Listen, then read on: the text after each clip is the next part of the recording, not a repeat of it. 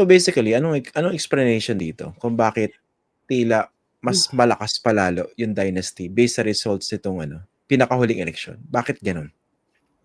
Christian, if you will also allow me to say this, no? We welcome ko itong opportunity to reflect and discuss and converse about the situation. Not because ako ay bitter, no, dahil na hindi nga Hindi. nanaig ngayong panahon ng election, kundi this is really an exercise to know our people better, to know our community better. At saka, for those who are watching na kung kayo ay bumoto differently, no, this is chance for you to also know yourself, no. Baka this will give you insights as to bakit ko nga ba ginawa yun, bakit nga ba ganito ang aking pagboto, no. So yun yung aking premise in entering this conversation. So ang pinaka-simple lang naman na paliwanag ay bakit sila nanaig, kasi binoto sila ng mga tao. Pero ang Pero next bakit? interesting question, Christian, ay bakit, no? So at maraming mga pananaw. I think we can safely say may mga dominant na mga factors o paliwanag, pero hindi iisa lang, no? So halimbawa, sa tingin ko, isa sa mga matingkad ay many people really voted based on affect, no, yung how they felt, no, how they felt. And how they felt ay hindi lang naman natural na feeling siya. Yan din ay minsan ay response, no, sa narratives na prevailing, no. So halimbawa,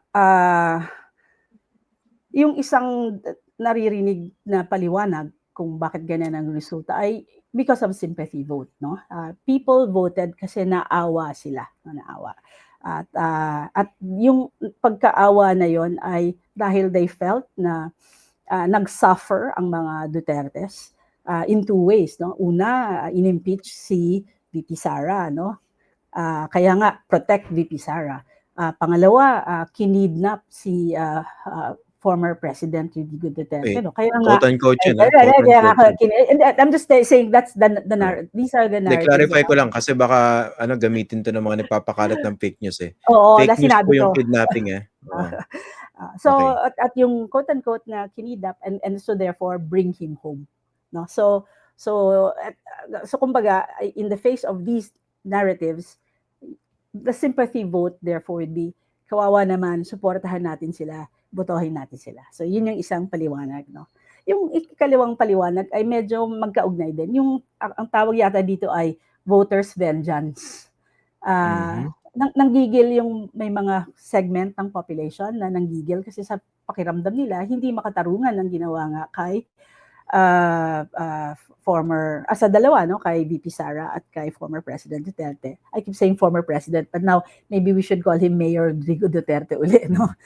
And this voters vengeance is yung notion nga ng will show him, no, will get even with them, and so the getting even translated into supporting the call for voting straight, no. Yan. Yun yung pangalawang paliwanag, yung voters vengeance. Yung pangatlo ay yung tinatawag na loss aversion.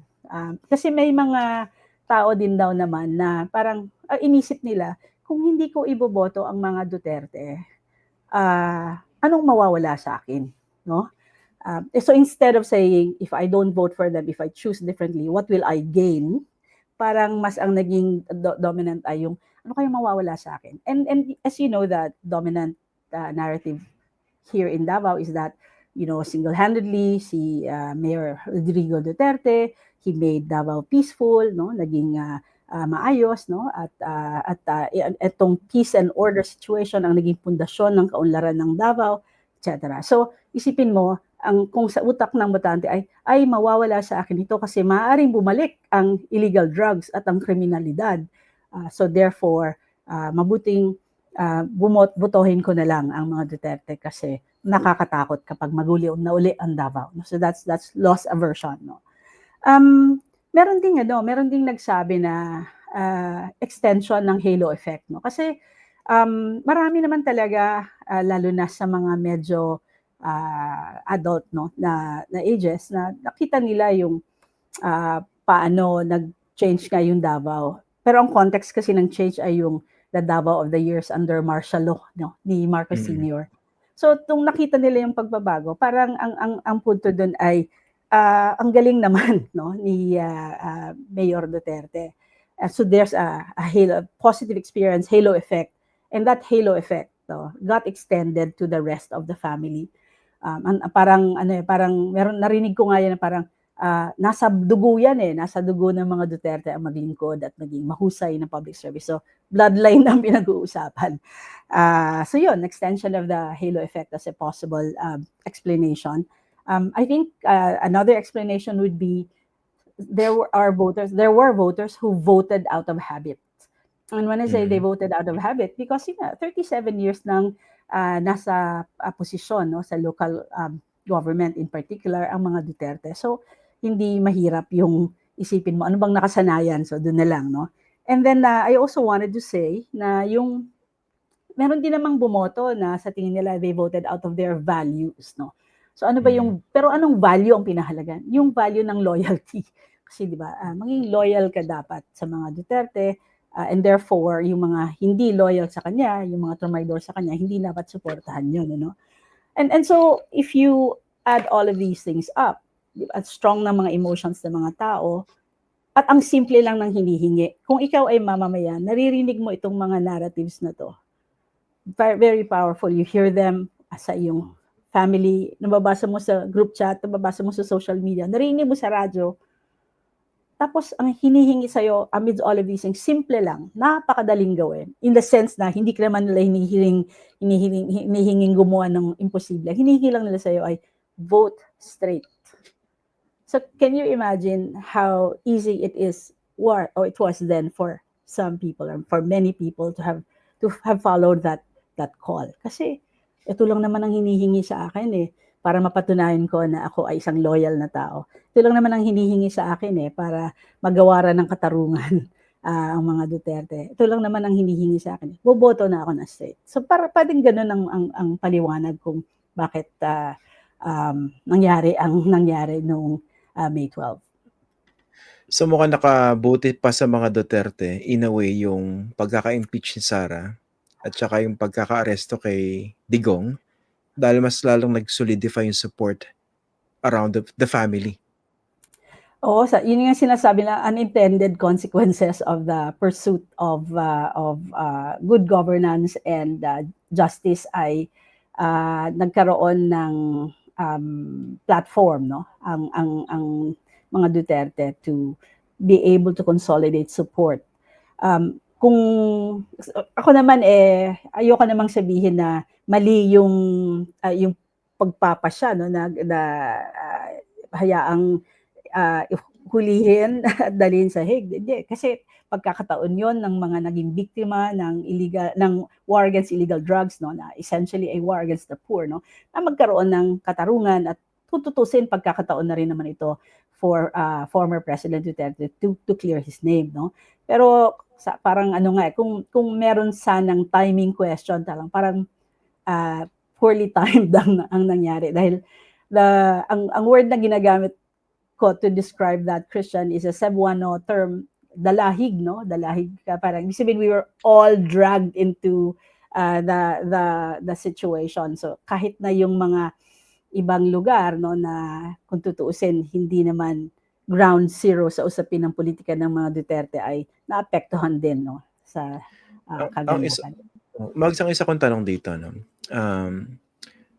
Do you think truth still matters dito sa mga taga-suporta ni dating Pangulong Duterte? Ito yung konteksto ng tanong ko, no. Of course, I understand na ganda ng pagkakalatag mo, no. Talagang hinimay mo mabuti kung bakit ganun yung matinding pagsuporta sa mga Duterte. And I definitely agree, 100%. Pero inisip ko lang minsan, malaki ba yung pagkukulang pag dun sa pagpapahayag ng bakit siya in-impeach in the first place? Yung more than 600 million na confidential funds na hindi o ayaw niyang ipaliwanag. Yung pagbabanta niya o yung pagsasabi niyang kumontak na siya ng papatay at pumayag na yung papatay dito sa Pangulo. Kahit saang anggulo mo tingnan, hindi siya ginagawa ng isang matinong politiko. Sobrang lakas ba yung kanilang propaganda machinery to the point na kahit alam mo maling ginagawa, ang pinaniniwalaan pa rin ng mga taga-suporta nila, hindi politika lang yan, kinakawawa lang yan.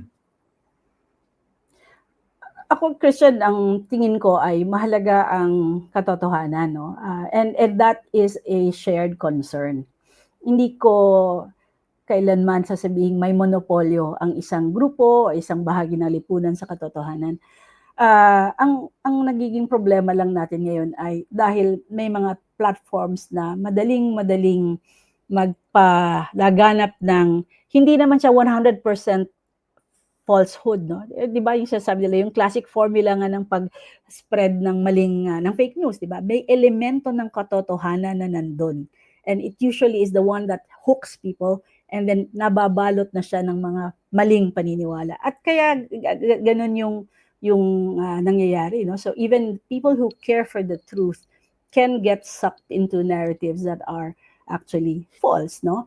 And so what we do need to do, I think, is to be better at explaining to ourselves. And I say ourselves kasi tingin ko, hindi lang naman mga institusyon na kagaya ng media, kagaya ng mga paaralan, no? Kagaya ng mga simbahan, ang may ganyang katungkulan na maglinaw.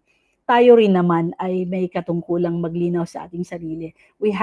Kung may tinatawag tayong health-seeking behavior, dapat din didevelop natin yung tinatawag nating truth-seeking behavior, because while one would think that health is a natural motivation, in truth, hindi. We make really bad choices that affect our health. Ganun din sa usapin ng katotohanan, no? Dapat automatic na lang sana no, na we go for what is true and what is based on facts. Pero hindi. We make choices that undermine our grasp on reality.